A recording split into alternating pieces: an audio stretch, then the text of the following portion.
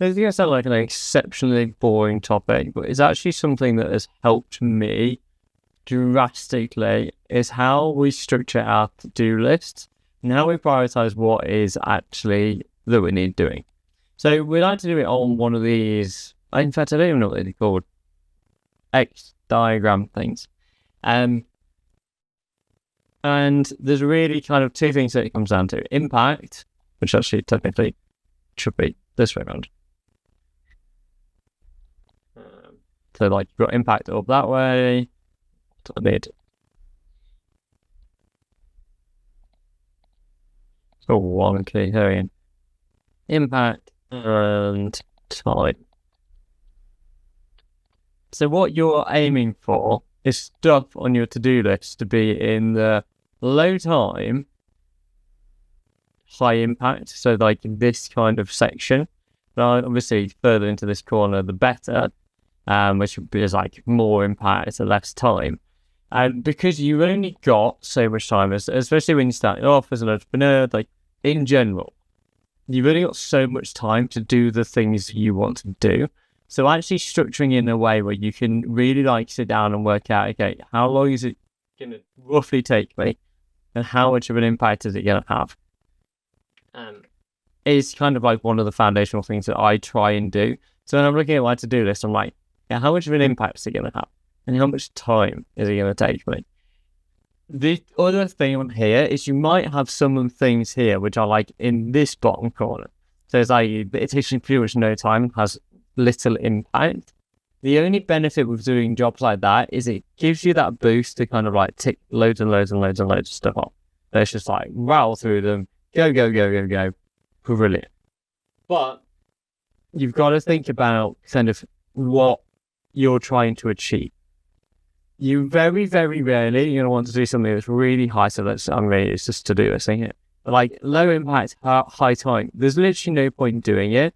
Obviously, like, I could say like filing your accounts and stuff like that, which is like takes loads of time, has no impact on your business. If you like don't do it, it will very quickly come over to this corner. And it's like, crap, okay, I am actually going to have to do this. The things that you can outsource here, honestly, it's kind of hard to judge on this kind of scale. It's kind of like, not necessarily just because it's low impact means that it's easy. It might be a case that you need to dedicate your time accordingly. But it's like, you're really just looking for those moments where there's stuff in this box and you're like, okay, it's got higher impact than the time it's going to take me to do. So let's do that and prioritize that. But all of the kind of different corners have different, well, I say different benefits. Like, other than this one, that just sucks. Like, and, well, to be fair, it's in the low impact, low time. It gives you that boost to be like, hey, yeah, everything's sorted. I'm now done. Brilliant. There you go. But yeah, so it just kind of, you need to rotate around that. Sorry, I feel like I'm rambling on here.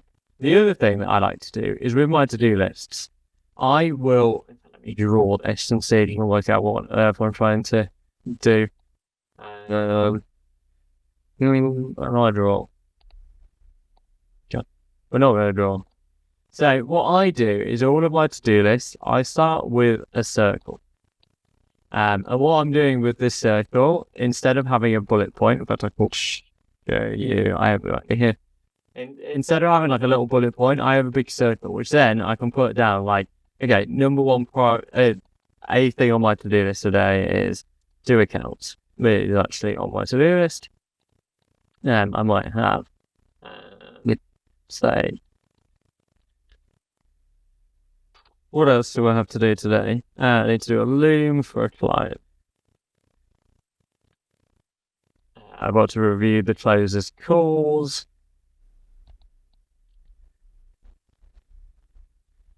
So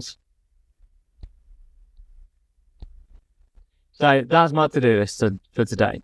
I've got 3 things, and what I like to do is I like to number these. So what I would do is basically work out where they sit on here. So review closes calls. It takes me about an hour because I watch all of their calls, which does help. So from a time point of view, like it's not like loads of time, it's only taking days, but it's not a lot of time. So I'm going to put it about here, shall we say. What is that impact going to have? Well, actually, one of our bottlenecks at the minute, like we've got really good lead flow. Our show base, the other thing that's kind of lacking at the minute, but getting our closers to close more is probably one of the highest impact things I can do. I'm going to use the dot as like the center point instead of that. I'm going to say it's somewhere around here. Do my accounts, like I said earlier, it's over here. It takes loads of time, but it needs doing. And I've ignored it to the point where it's like right over here. So it's still going to take me a shed load of time. So it's actually in the diagram. Shed load of time, but also like it needs to be done. And then a loom for a client, it's going to not take me very long and fairly low impact. So once again, that's kind of in my sweet spot down here. So what I'm going to do when I'm organizing my to-do list is go, okay, I've got to do my accounts. That is higher impact than anything else, so I've ignored it for so long. And I need to review the closers calls, and I need to do a loom for a client. Pretty much always I'm going to do accounts first, then I'm going to review the client's calls, and then I'm going to do the loom for the client. Admittedly, if I ignore this, is there going to take more time? It's just going to move across. So the impact, like, it's now going to go from, oh, it would make the client really happy to, okay, I need to do this in order to not lose the client. It's probably never really going to be all the way over here. It's probably only ever going to be there, because if I can review the closest calls, and they've got 10 calls today, and they can close 10% more, like, that's an additional sale every day. But if I lose one client, like it's a terrible way to look at it, but if I lose one client, reviewing the closers calls is still higher leverage, because I'm going to get 10 more clients. No, well, 5 more clients a week, off the back of it. So you kind of need to focus it on that way. And then once you have those things, so we're going do accounts, do review client, closes calls, and do accounts. I'm going to put that in the order of that. Oh, didn't want to do that. And then what I will do is number these. So I'll have 1, 2, 3. And I will do them in that order. There is no moving on to reviewing the closes calls until the accounts are done. There's no moving on to doing the loom for a client until the kind of review's done. Because what I found was I was looking at my to-do list and be like, what is the stuff that's in this bottom corner? It's going to take me no time.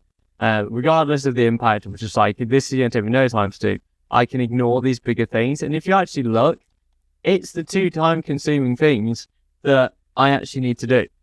So it's a nice matrix to put it against, and also to then just constantly have a order of, I have to do it like this, I then have to do this, I then have to do this, I then have to do this.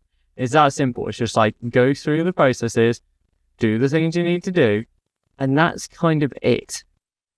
I told you this would be a really exciting video, and I've probably rambled for longer than I needed to, but that's been something that's really helped me like just categorize what's a priority. And you get really quick at this. You'll be able to just pick it up and be like, okay, I need to do this, I need to do that. And even if it's the case of like, there's 100 things on your to-do list, find out what those kind of like top 10 are, and then prioritize them, because the rest of the stuff is going to be on here that's not as important. So yeah, just use that when you're going through making those decision-making processes. Like, actually go through and do this, and honestly, you'll notice such a difference.